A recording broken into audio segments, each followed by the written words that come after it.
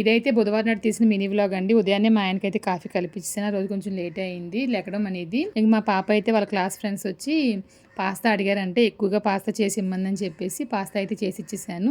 బాబుకి అయితే half day full day మార్చి ఉంటుంది కాబట్టి కొంచెం లేట్గానే లెగుస్తున్నాను. టాబ్లెట్ వేసుకోవడం వల్ల నిద్ర అనేది కొంచెం ఎక్కువసేపు పట్టేస్తుంది.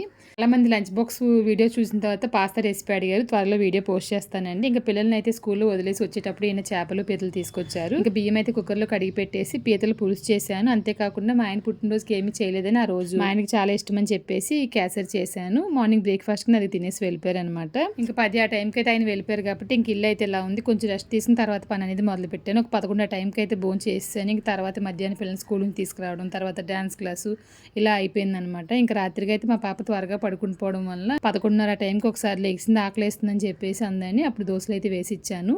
ఆయన అప్పటికి రాలేదనమాట. ఇప్పుడు పండగ సీజన్ కదా కొంచెం ఖాళీ ఉండదు. ఆయనకు కూడా దోశలు వేసి హాట్ బాక్స్లో పెట్టేసా.